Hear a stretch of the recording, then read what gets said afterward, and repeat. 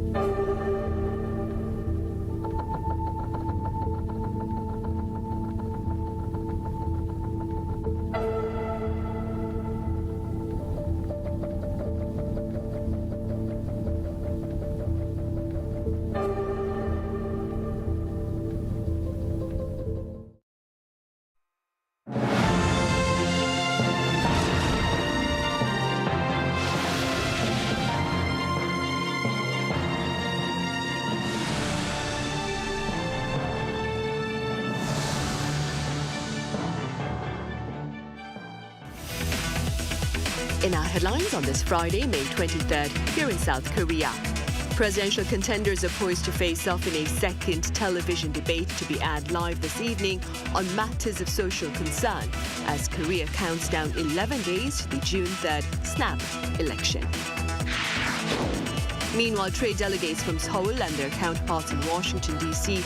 ended their latest technical talks on tariffs amid hopes for a tangible deal once a new administration enters office on June 4th. And an American daily says the U.S. Defense Department is exploring the option of relocating some American soldiers stationed here in South Korea to other parts of the Indo-Pacific, raising concern about regional security. Welcome to the Daily Report. Today we start with a gauge of voter sentiment ahead of the two-day early voting that begins next Thursday and the snap election on June 3rd. Oh Seong has our top story. With just 11 days until the June 3rd presidential election, the stakes are higher in the final public opinion polls and the candidates' televised debates. Gallup's final survey conducted this week shows Democratic Party's Lee Jae-myung is still ahead with 46% support. But compared to a week earlier, his approval dropped 6 points, while his main rival, Kim Moon-soo of the People Power Party, has gained 7 points, narrowing the gap between them from 22 points to 10. Meanwhile, the Reform Party's Lee Jun-seok saw his support jump to 10%, marking two-digit figures for the first time in this race. The final National Barometer survey on Thursday showed a similar trend. Lee Jae-myung lost 3 points, while Kim Moon-soo and Lee Jun-seok scored higher ratings at 32% and 10%. It seems Conservative and moderates have been solidifying their votes as election day draws near. The gap between the main Liberal and Conservative candidates shrunk to about 1/3 of last week's level in the Seoul capital region. If you look at the regional voter distribution released monthly by Gallup Korea, Conservatives actually outnumber Progressives. Given this numerical advantage, how actively Conservatives are willing to vote in this election is, in my view, critically important. Among independent voters who don't affiliate themselves with any party, preferences for the DPM reform candidates was neck and neck, while the PPP contender fell to 3rd place. Younger Koreans, regarded as swing voters, also made decisive moves. Among voters aged 29 and under, support for reform's Lee Jun-seok jumped to 26%, closely behind the DP's Lee Jae-myung's 30%. The PPP's Kim Moon-soo was significantly behind at 19%. As all candidates aim to solidify their support base, the number of respondents who said they could switch the candidate they vote for fell 1 percentage point to 16%. more than 8 in 10 people say they'll vote in this election. According to the MBS survey, voters believe the biggest task for the new president will be reviving the local economy, reforming the structure of politics, and reducing social conflict. The leading presidential hopefuls will hold a second televised debate on Friday night, focusing on societal issues. Regardless of their preferred candidate, Korean adults under 40 believe the Harvard-educated Lee Jun-seok performed the best at the candidate's first live debate last Sunday, which touched upon trade and the economy. Those in their 40s and 50s who are left-leaning overwhelmingly back the DP candidate, and those over 70 believe PPP's Kim Moon-soo had outshined others in the TV debate. Heo Ga-young, Arirang News. As mentioned in that report, presidential hopefuls are gearing up for tonight's second live debate that starts at 8 in the evening local time, having spent the day with minimal campaign activities. Our political correspondent Heo Ga-young reports. The rival parties' presidential candidates scaled back their campaigns on Friday ahead of their second televised debate this evening. Instead, Democratic Party presidential candidate Lee Jae-myung wrapped up his trip to Gyeongsangnam-do province after paying tribute to the late Liberal President Roh Moo-hyun on the 60th anniversary of his passing away.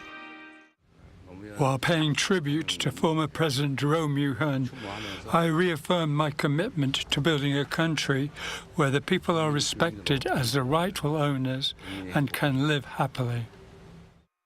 Lee met former President Moon Jae-in for lunch, during which Moon said now was a crucial time for South Korea and urged Lee to take responsibility in creating a country that respects the people. With just 11 days to go to the 21st presidential election, key political figures from across the political spectrum gathered in Bongha village located in the city of Gimhae. Attendees of a memorial service included former President Moon Jae-in and his wife, National Assembly Speaker Woo Won-sik, and People Power Party interim leader Kim Yong-tae. In a social media post, Kim said former President Roh Moo-hyun put the country and its people first beyond political affiliation and said he would remember Roh's hope for a world without injustice or privilege. Meanwhile, the PPP's Kim Moon-soo attended a prayer breakfast for the nation and its people, where he emphasized unity, saying that economic struggles and social division have worsened conflict.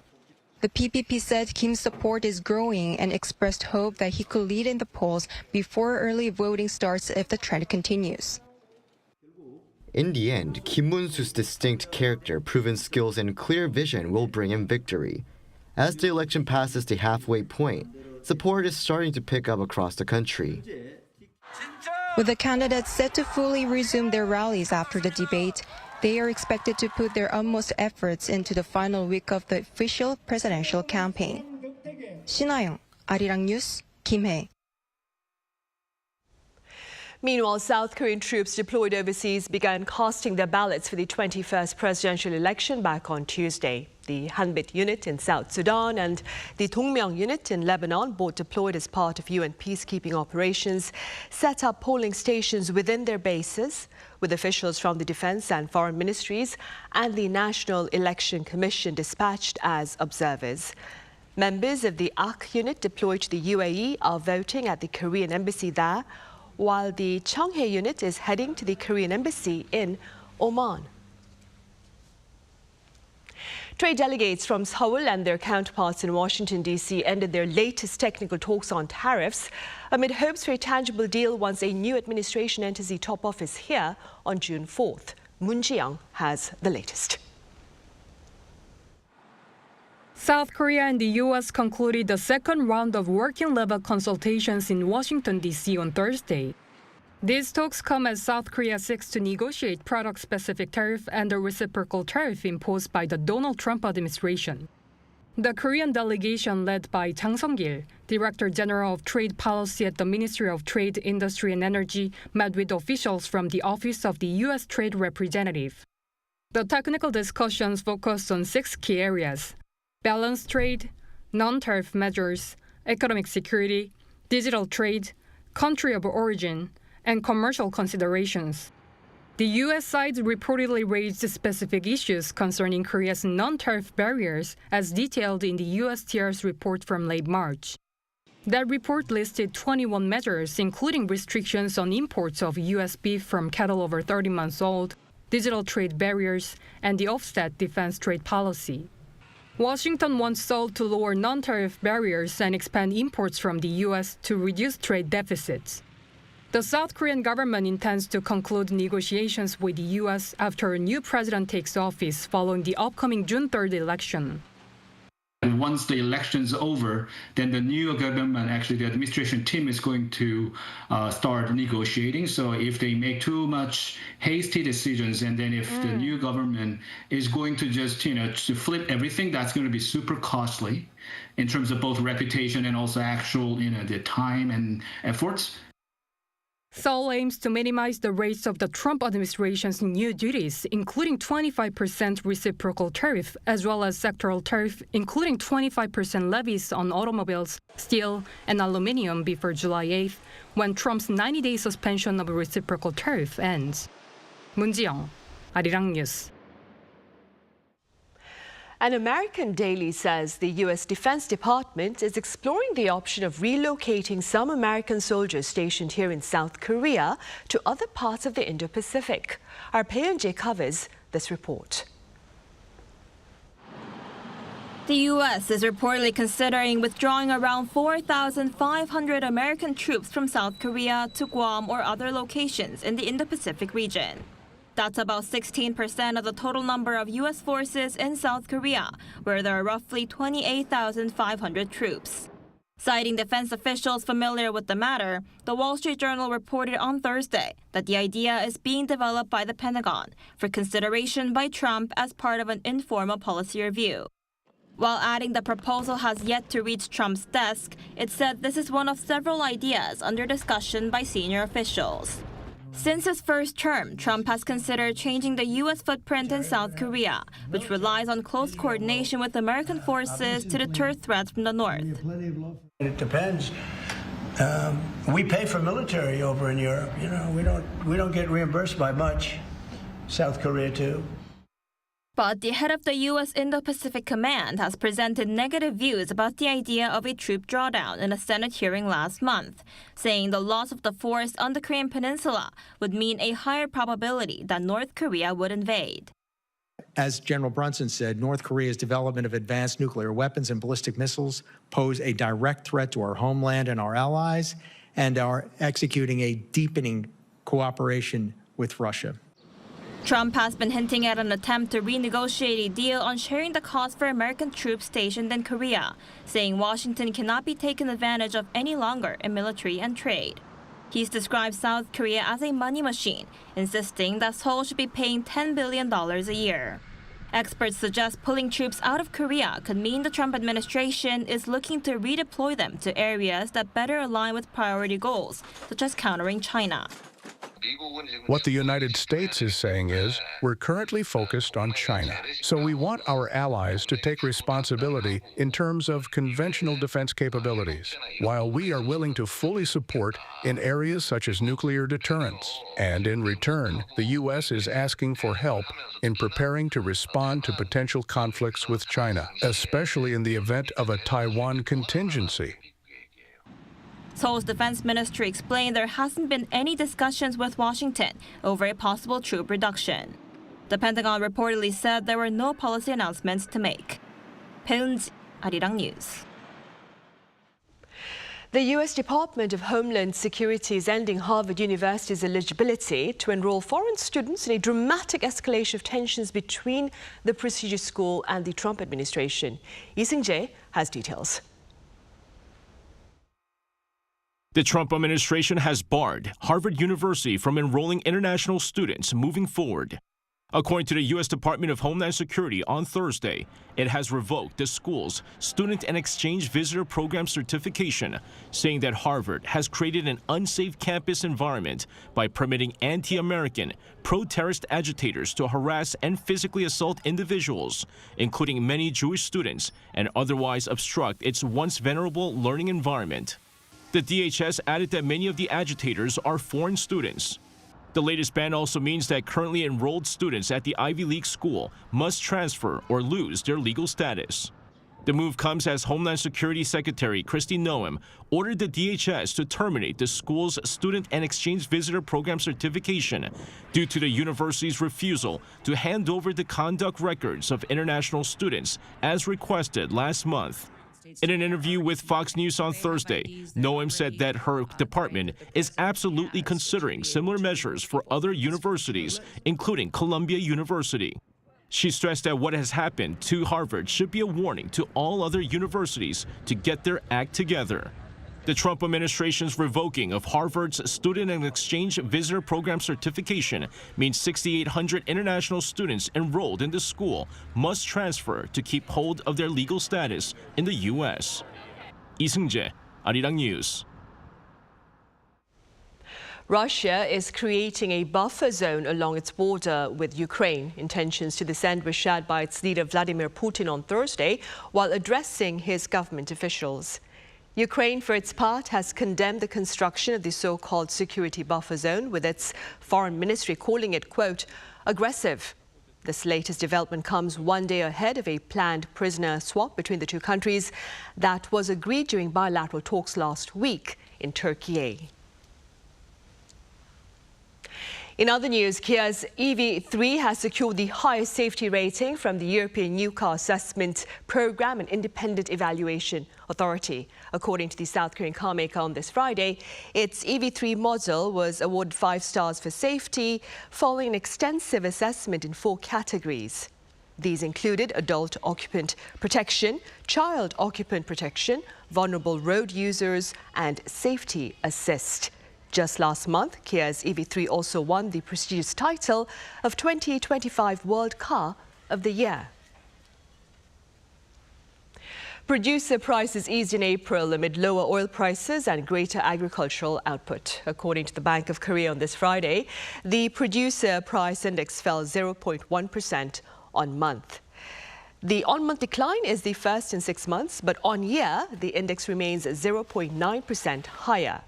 By product, that of agriculture saw the deepest plunge at 5.8%, with the price of onions down 15.8% and cucumbers down over 35%.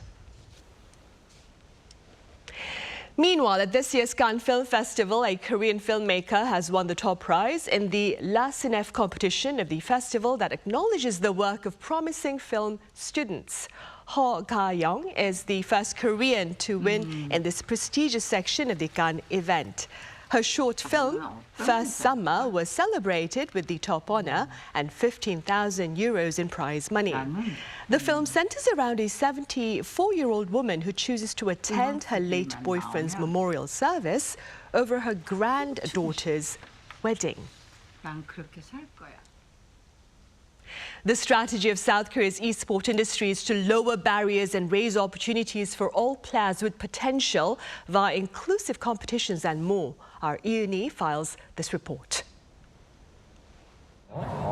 This group of people are university students in their everyday lives. But for this moment, they are the stars of the stage as gamers. The 2025 Gyeonggi Esports Festival has kicked off at Kintex, bringing together a diverse range of participants.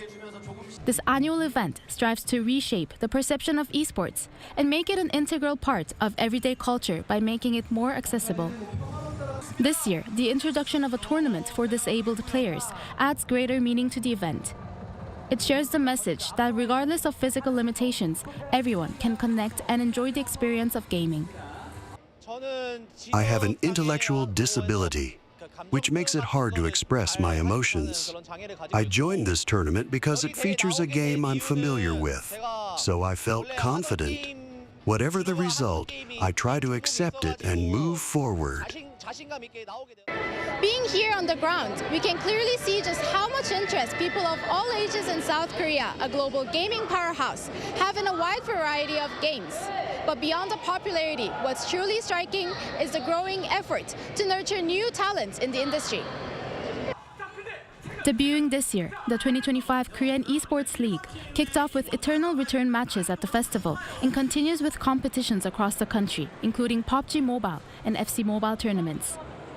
Hosted by the Culture Ministry and co-organized by the Korea Esports Association alongside leading game developers including Krafton and Nexon Korea, the league aims to strengthen the foundation of the country's esports ecosystem.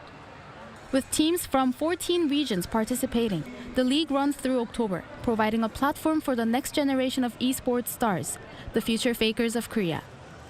Coming up in June, the Global Esports Forum hosted by the Korea Esports Association will bring together international experts to discuss global standards in esports, with Korea leading the conversation and paving the way for rising talents to take the global stage. 이은희, Arirang News.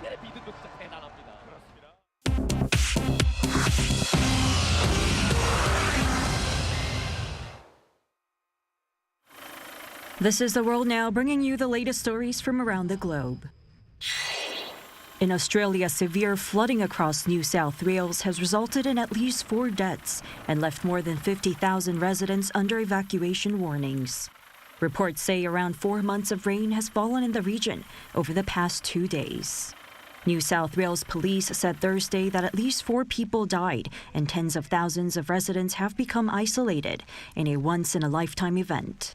A slow-moving low-pressure system led to torrential rains and flash flooding over eastern Australia, overflowing rivers and inundating communities. A major river in Tari, a city on the mid-north coast, has been among the worst affected, reaching about 6.3 meters on Wednesday, surpassing a century-old record. Towns including Port Macquarie and Kempsey have also been severely affected, with some areas experiencing flooding for the first time in recorded history. Emergency services have conducted hundreds of rescues, and over 140 flood warnings have been issued. While more rain is expected in the coming days, some 9,500 properties have been directly impacted, and over 100 schools have been closed. Iran's foreign minister has issued a warning to Israel and the United States, saying that any attack on its nuclear facilities would be met with a decisive response. This comes amid reports that suggest Israel is preparing for potential strikes if ongoing U.S.-Iran nuclear negotiations fail. Foreign Minister Abbas Araghchi said Thursday that Iran would hold the United States legally responsible for any Israeli attack on its nuclear sites. These words were delivered through a letter addressed to United Nations Secretary-General Antonio Guterres. He added Tehran would view Washington as a participant if any Israeli attack on Iran's nuclear facilities were to occur, and that Iran's actions will correspond and be proportionate to preventive measures taken by international bodies. Earlier reports indicate that Israel is preparing for rapid strikes on Iranian nuclear sites should the current negotiations, a 5th round of which are slated for Friday in Rome, were to fail. Israeli officials have not confirmed such plans, but have previously stated that Iran's nuclear program poses an existential threat. A U.S. music talent agency said Thursday that 3 of its employees died after a small private plane in which they were traveling crashed into a residential area in the city of San Diego in the early hours of the same day. According to the U.S. Federal Aviation Administration, 6 passengers were on board the plane, with some reports indicating there have been no survivors. Among them are the former drummer of a metal band, Daniel Williams, and music agent Dave Shapiro. 8 people on the ground have also been injured. Authorities say the incident occurred amid dense fog conditions as the aircraft was attempting to land at nearby Montgomery Gibbs Executive Airport. Multiple homes have caught fire due to the crash, and nearly 100 residents have been evacuated. The Federal Aviation Administration and the National Transportation Safety Board are investigating the incident. Also in the United States, Universal Orlando Resort has officially opened its highly anticipated theme park, Epic Universe, in Florida on Thursday. This marks the first major theme park launch in the U.S. in over 2 decades.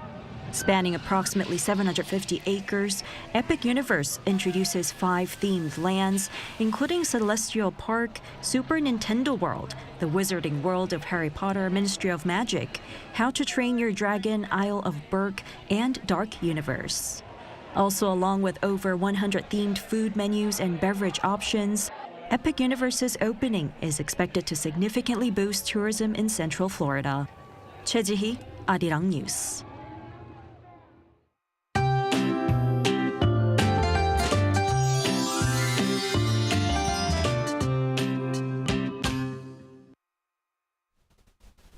From today, temperatures return to the normal range. The daytime temperature in Seoul today and tomorrow will be 23 degrees Celsius, which is around the average for this time of year.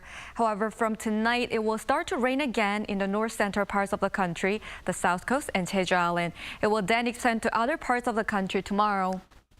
The expected amount of rainfall will be as much as 60 millimeters on Jeju Island, 20 millimeters on the south coast, and 5 to 10 millimeters in other areas. Please bring an umbrella with you when you go outside.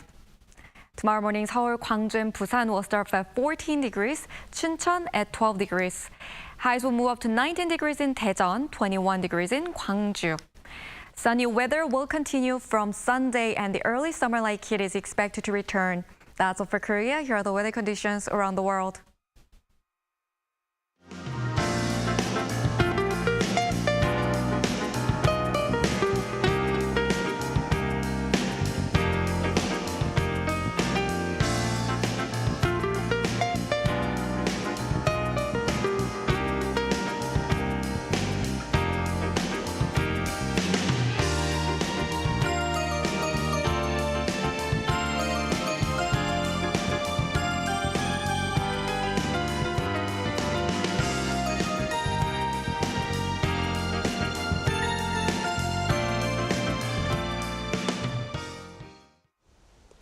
Right, those are the headlines at this hour here in South Korea. Coming up right after this break is our daily panel session, so do stay with us.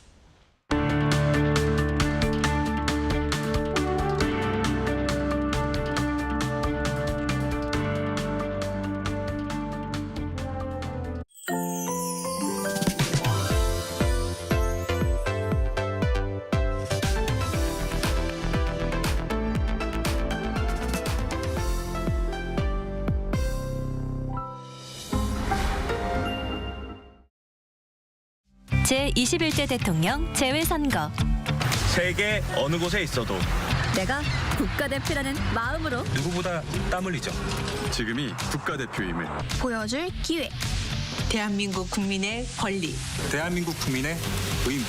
반드시 투표합니다. 국가를 위한 대통령 투표. 제21대 대통령 재외선거. 중앙선거관리위원회. How to survive in Korea. Cafes. Step 1. Find a seat. Before ordering, find a seat. Laptop ID, smartphone, jacket, whatever that can mark your territory. But no bites. It's a little too big. Step 2. Pick up. We do not ask or call your name. We call out, B69번 고객님. The buzzer will vibrate when your order is ready at the counter. Wait, got your straw? Keep the top of the wrapper on. Doing this is more hygienic. Step 3. Cafe etiquette. If you need to use your laptop, find a seat next to a socket. No extra charge for using electricity. But if you're staying over 3 hours, how about ordering another drink or dessert? Step 4. Last bite standing. There's a mysterious custom in Korea. The last bite standing. When there's about 1 bite left of that cake, nobody will go for it. You might be tempted, but don't be hasty. Right before you get up, take the last piece saying that you simply can't waste food, or just leave it. It will save a few calories. Did you survive at the cafe? Did someone behind the counter catch your eye? Go for the same drink every single day. 오늘도 아이스 말차 라떼 드실 거죠? You might make an impression.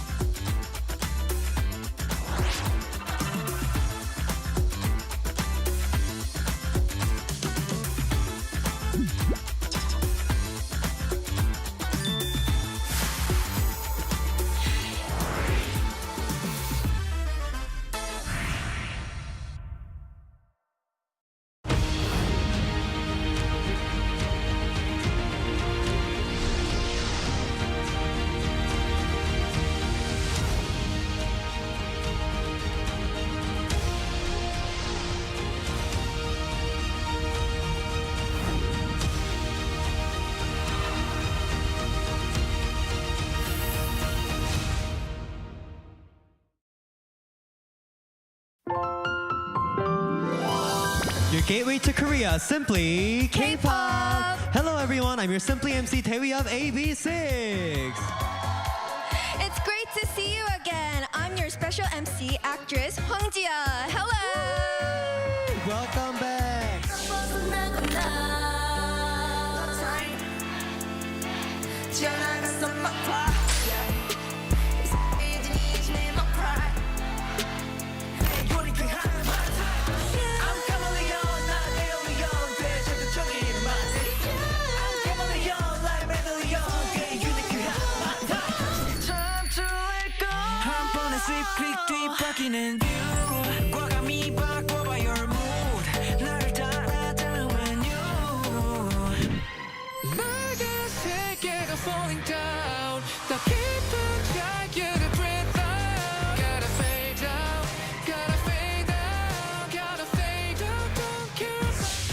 Then this week's Simply K-pop. Gateway to Korea.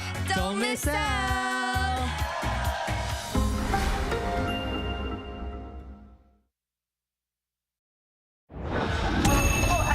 Here.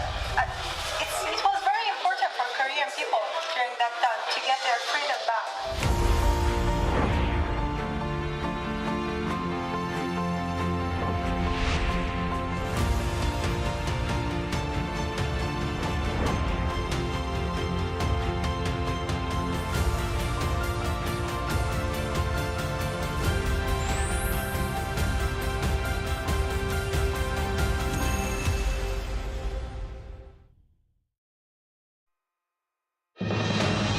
On Press Perspective today, we touch upon various social issues here that made foreign headlines, ranging from Korea's low birth rate to fake news. Do stay with us.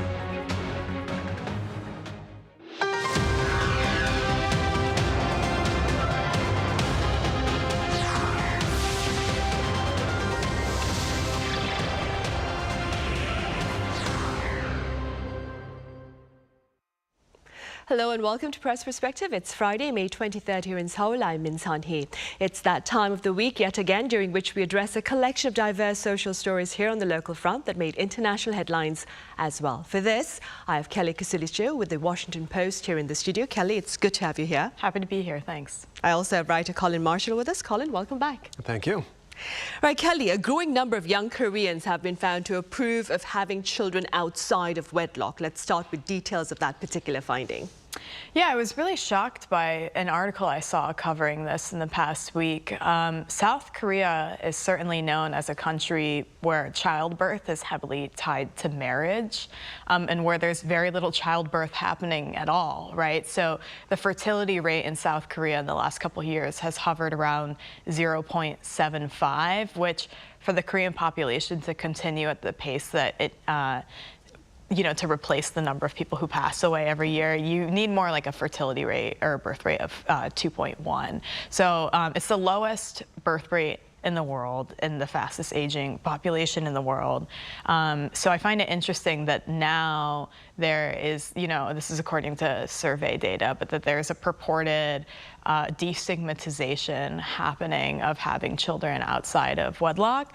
So basically what was reported was the government of South Korea commissioned a recent study, which they've been doing a lot of this because they want to look at the fertility and the birth rate issue in the country. And it shows that women in their 20s in 2008, about 28.4% of them surveyed said that they support childbirth out of wedlock. And in 2024, it rose to 42.4%. And you see a similar phenomenon with men in their 20s, men in their 30s, women in their 30s as well. What's interesting about that, though, is that even if there's less stigma towards having children out of wedlock, it certainly isn't necessarily playing out in the birth rate in this country. It continues to get worse over time. And the other interesting factoid that I found in that article was, and I didn't know this, looking at OECD nations, about 40%, slightly above 40% of children are born outside of a civil union or a marriage. In Korea, that figure is like 5%. So, I think the reason why this was covered was largely because the government, as well as the media, is continuously looking at this birth rate issue and looking at ways that we can fix it. And I think some people maybe saw, less stigma towards having children outside of a marriage as potentially a positive thing. But it doesn't really seem to be doing anything for the country's performance in terms of dealing with the population crisis. Right, which is why some population pundits, they are saying the prejudice against women who have children outside of marriage should be addressed to boost birth rates. Kelly mentioned the statistics. Let's work on that. Colin, what do these statistics tell us about the present level of prejudice against women who have children outside of wedlock here in the country? And what have been some of your observations here? Well, as Kelly mentioned, these surveys were about not just women, but also men who father children out of wedlock. But the numbers track fairly closely on both sides of that fence. And as Kelly also mentioned, the numbers were going from sort of 20% approval to 40% approval. So it's a big jump, but that's still a minority of the population who on a survey says they approve of having a child out of wedlock. Now, in the US, where I'm from, there are a lot fewer teen moms than there used to be. I mean, I recall when I was in high school in circa 2000, there'd be sort of one or two in the school you'd know of. Now it seems to be becoming a thing of the past. And the United States also is having its own, I don't know if it reaches the level of problem, but having its own problems with fertility as well, with the birth rate. It's been falling. And part of that is to do with how well, you could say, campaigns against teen pregnancy have gone in the U.S. That's a big chunk of the fall in the birth rate in the U.S. It's accounted for by how many fewer teen pregnancies there are. So we can say that's a positive social development, but then you look at, you sort of see this discourse that, well, in high school, a lot of girls are told, if you have a baby, it's going to ruin your life, with no statute of limitations. They don't tell you when that condition ends. So for a lot of people, that impression stays with them. If I have a baby, it's going to ruin my life. They'll be, 39 years old or whatever, and they'll still be thinking, what am I going to do if I get pregnant, So in a way, like with the Korean government's efforts in the 70s and 80s to curtail population growth, it was growing too fast. Sometimes you can overcorrect. And with a lot of government efforts, they work in a way, but the effect lags the implementation. So it might not get credited to the administration that put it in place, and it might go too far. The effect might be more than was desired, might be undesirably large. So we'll talk about this more later, I'm sure, but in the run-up to this election, candidates have been mentioning among their promises that they would like to increase support, some of them would, for single-parent households, or financial support specifically for single-parent households. So part of this may be paving the way for that, showing that surveys have indicated a loosening of this idea that it is wrong to have a child out of wedlock. Well, that's sort of step one in getting public opinion primed for a policy such as that. Right, and staying with the opinion here in the country, Kelly, then. So a growing number of young adults think having children outside of wedlock is okay now. Keeping that in mind, Kelly, in your view, what do you suppose is fueling this shift in perception? Again, I was actually surprised by the results of this government commission study, because it's not something that I'm seeing reflected in my everyday life when I look out in the public. First of all, when I look out in the streets of South Korea, I don't see children everywhere. There's not that many children being born. And it's always when I leave South Korea that I'm reminded of this, because there's children everywhere in Europe and Turkey, even in the United States. And that's when I really feel the disparity living here. And certainly when I do see children, it's usually a straight couple that appears to be married, like a mother and father. Could it be an unwed couple that stayed together? Yes. But even I guess what I'm trying to say is I don't anecdotally actually know of anyone who has had a child outside of marriage here in South Korea. I know it happens, and it happens everywhere around the world, and it's not necessarily a bad thing. The stigma being reduced, I wonder if it's just largely because South Korea is desperate for children, period. And we're seeing kind of this valorization of motherhood slowly kind of happening, where the government is trying to, celebrate mothers, incentivize motherhood, convince women that they are not losing the inroads that they've made as a gender in South Korean society by also choosing to have children. But again, it's quite surprising, actually, and I question whether it's showing in the population. As Colin astutely pointed out, it's still under 50% that approve. And I think in general, South Korea has a big issue with people wanting to sign up to have children, even under the most perfect of circumstances, right? So I hear all the time people who want to be mothers or fathers, but they feel like they don't make enough money. And their definition of enough money is actually quite an aspirational amount of money. It's not enough just to put your kids to a decent school and to feed them.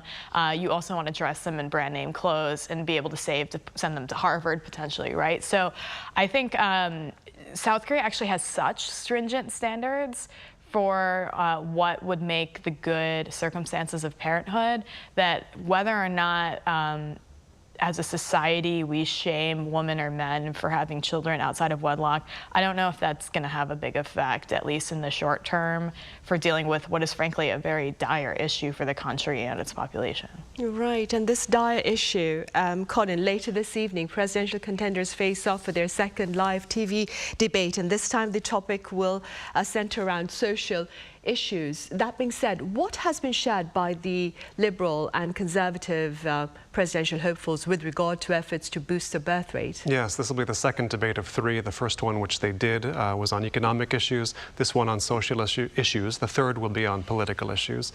And I think the birth rate question will be what a lot of people are watching for in this debate among the social issues they will cover. Because, yes, they've been talking. These candidates have been talking about this, but not in any particularly impressive way, to a lot of commentators anyway. The two frontrunners, Lee Jae-myung and Kim Moon-soo, they've laid out, I don't want to say details, but points of their plans of what they would implement were they to win the presidency. And there's some overlap, quite a bit of overlap actually. Talk of forming an ingubu, a population ministry, and there's always a danger of conflating or confusing founding a ministry for solving a problem. So, but it's worth a shot, I suppose. A lot of bringing in both the problem of a lack of babies and the problem of an aging population, which are, after all, two sides of the same coin together. So they propose solutions to both of these problems kind of in the same breath with related services. But Lee Jae-myung, if you look at, he is currently, I believe, the front runner in the election. If you look at what he's said so far about raising the birth rate, he's mentioned solutions or proposals like raising credit limit based on the number of children in a family, or increasing the supply of public housing for newlyweds, or taking what is called often in English the baby bonus, the money paid to parents of a child in Korea, taking that baby bonus and gradually extending it so that it is eventually paid out through 18 years of a child's life, by which point they are certainly no longer a baby, so that name will have to change. But those are some of his ideas. Kim Moon-soo, whose numbers have been coming up recently, he's seen as the other strong contender in this election. He's been framing his proposals as far as the birth rate, mostly in terms of housing assistance, like financial assistance for housing. So, for example, you get married, we're going to give you 3 years of housing assistance. You have 1 child, 3 more years. 2 children, 3 more years. So you could get 9 years of financial assistance with your housing under that plan. But he's also been advocating for example, widening the mandate of the marriage service industry, you could say, so that more citizens can use it. He's advocated for public wedding halls, wedding facilities, things like that, and 24-hour childcare facilities as well, 24-hour or emergency childcare facilities, which I'm sure many people who are parents in Korea will like the sound of that. I mean, who knows if the ones who are going to become parents on the fence about it will change their mind because of that, but I know the parents who are already here will be happy to hear about that if they believe it will be implemented. But, you know, recently there was a viral video on YouTube called "Is Korea Over?" in English, or "Korea is Over," I think. It was more definitive. "Korea is Over," this sort of animated explainer about why Korea's population is crashing and the sort of poor prospects for the country on the whole. Went extremely viral, like 12 million views in a very short span of time. Many views from Koreans, some of whom were commenting, saying essentially in Korean or English, "Oh, I'm Korean, we know this is a problem, we just don't want to acknowledge it. Politicians won't do anything." Like, it was often about politicians. They don't want to do anything. But part of me says, there's only so much a politician can do.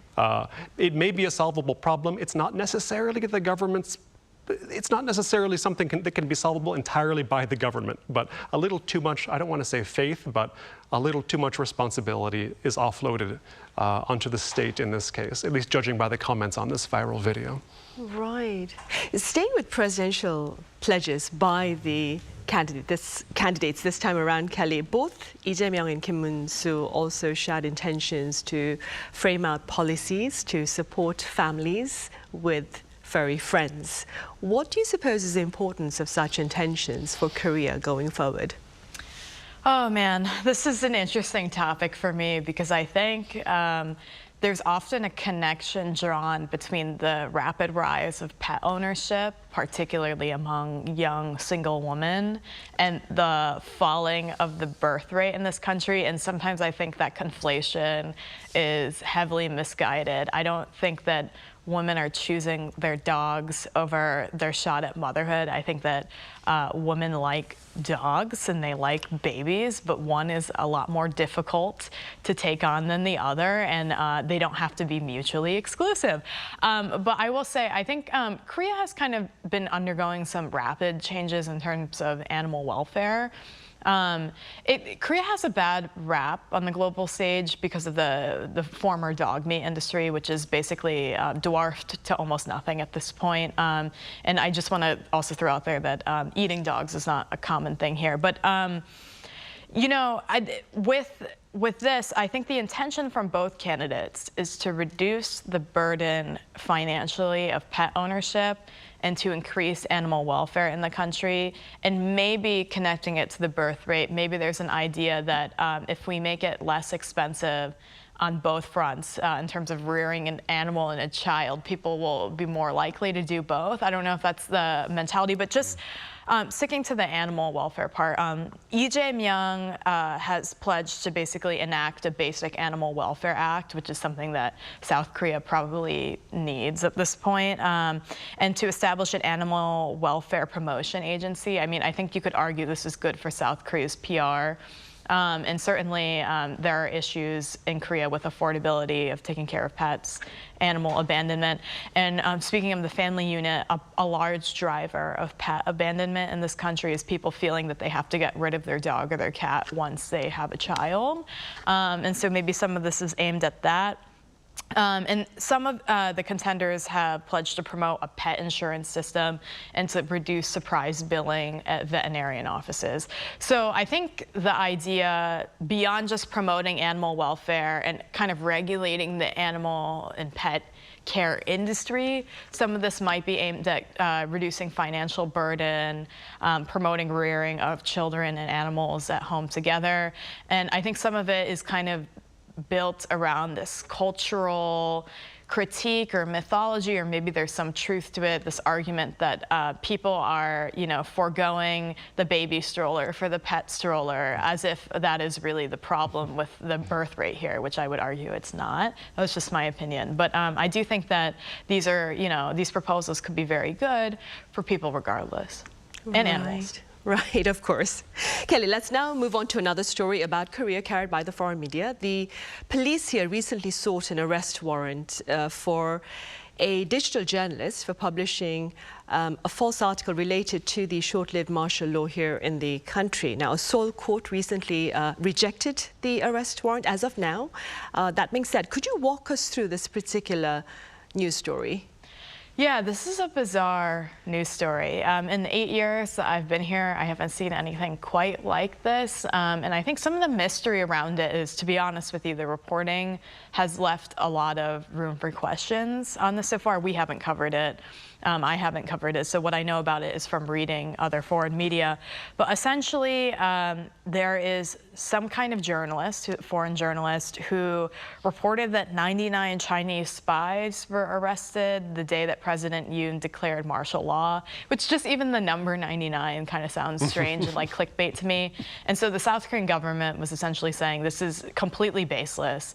It's not true. The report itself cites anonymous sourcing, and it's for like a Chinese digital media outlet that is not well known or has a very good reputation. And so, you know, there was an arrest warrant sought for this individual who was not named publicly. And as you mentioned, it has been rejected so far. I think part of the intrigue around it is just the strangeness around this in general. I mean, South Korea has been reckoning with things like fake news, but this seems like an odd fake news story to crack down upon when, for instance, some of the rioting around the presidential office in the last couple of months was built on conspiracy theories, you know, peddled by YouTubers. So I just find it kind of an odd story in general. Foreign journalists have a tendency, and there haven't been too many paying attention to this case, but have a tendency to focus on these kind of stories, maybe because there's some potential press freedom concerns here. But South Korea, generally speaking, although it has issues with things like defamation laws and being able to criminally or civilly, you know, pursue journalists in the courts for reporting the truth, generally speaking, South Korea has pretty good press freedom. Right. And in the meantime, though, Colin, concerns continue to mount over the presence of, or the spread of fake news, especially as we count down 11 days to the presidential election. That being said, what would you recommend, Colin, to ensure perhaps access to accurate news? Yes, well, we have to presume that people are looking for non-fake news in the first place, right? Some people, fake news is exactly what they desire. They want to be told what they already agree with, or sort of a more intense version of what they already think. But, you know, that's always going to be the case. And there always are going to be people who would like to balance that out in their lives. And so I'd always recommend diversifying your portfolio. If you're following Korean news, or rather news about Korea, you can read foreign sources, you can read domestic sources as well. Even in English, there are both. So you can even sense some differences there. You know, follow your favorite YouTubers by all means, but also follow different types of sources. You know, some sources are more institutional, some are more individual. Those two can balance out, of course. And it's not like the YouTubers are always wrong either, but you can't evaluate, you know, is this YouTuber right or wrong, or is this social media account right or wrong? You can't evaluate it unless you have some grounding in the subject. So it's like, if it's the Korean elections, whenever it comes to be presidential election time, there's a book I recommend called Top-Down Democracy in South Korea by a political scientist named Eric Mobrand. And he explains in detail how the Korean political system came to be and the nature of it and why it's different from other countries and why it's not like some of the countries that foreigners come from here. So if you get a bit of background knowledge, it goes a long way. If you read things that are not news related to the subject of the news, you'll be better equipped to just judge, does this sound true or false? Does this seem like it's fake or not fake? Or somewhere on the spectrum between fake and real. But a lot of it does come down to the individual media consumer, as usual. Right. Let's move on to something lighter now, yes. Colin. So Seoul, capital Seoul, has been named the top leisure city in Asia for this year by US travel publication Global Traveler. And in recent times, K-hiking, it's emerging as a must-do activity here in the country for foreign visitors. How do you explain this interest? It's the first time I've heard the term K-hiking, but I'm not surprised to hear it as well. I mean, Korean travel has become more and more popular. Korea has become a destination for generations who, you know, do a lot of traveling. I mean, it's a big boomer trip, as I hear, among Americans, but even young people, or even more so young people, have been coming here for a while. And hiking is really seen, I think, as the province of slightly older people in Korea. But this sort of idea of K-hiking, of getting the full gear on and bringing your bottle of makgeolli up to the top and drinking it there, that's catching on as sort of a hiking culture. And one thing that foreigners often are impressed by here in Korea when they go hiking is that you can get to a mountain easily. You can get on the subway and you can ride pretty much straight to the beginning of the slopes. So that's something you don't get in most countries. Maybe not any world. Seoul is promoting it that way, that this is the only world capital where you can take the train straight from the center city to the mountain and you go hike it. Fair enough. And catering to the sort of foreigner interest in hiking, there have been these hiking tourism centers, I guess you could call it, established on, I think, Bukhansan, Bugaksan, and Gwanaksan, I believe. That's the newest one. If there's an ak in the name, by the way, viewers, it's a harder mountain to climb. That's something I learned recently. So if you're looking for a challenge, go to an ak having mountain.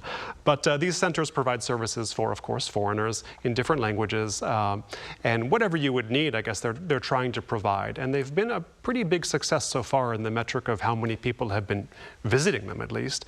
And news stories have been written and all that. But I think, yes, this may be one of the next frontiers in Korean tourism, is promoting hiking, although the mountains were already kind of something foreigners liked here, the mountains themselves. I'll finish by saying years ago, when I first came here, I got commissioned by a local paper to contribute to a series by foreigners on our favorite aspect of Seoul. And the editor called me and said, like, okay, just write about your favorite thing about Seoul, whatever it might be, except don't write about the mountains, because everybody writes about the mountains. So there's a lot of goodwill there for the mountains. And I think for many foreigners, they just say, they let me get out of Seoul. So it's sort of a backhanded compliment, but I think there is a lot of genuine appreciation for the mountains as well. Right, then Kelly, we have like about 30 seconds left. With the exception of mountains here in the country, what would you recommend foreign travelers put on their to-do list? Well, I'm not a hiker, and it's funny you asked this because a friend is having her honeymoon in Korea. I found out. She asked me for recommendations, and she said hiking is one of her primary objectives. But for me, before I heard that hiking was the objective, I thought the simple route, Seoul, Busan, and either Jeonju or Gyeongju, that's more my style, a taste of the ocean, little culture and tradition, and then a mega city where you can do everything. Me too. Right, on that note, we'll end then. Thank you so much, Kelly, for your time and your thoughts. And Colin, thank you very much for your insights. Right, that brings us to the end of Press Perspective for this week. Have a great weekend. See you next Monday.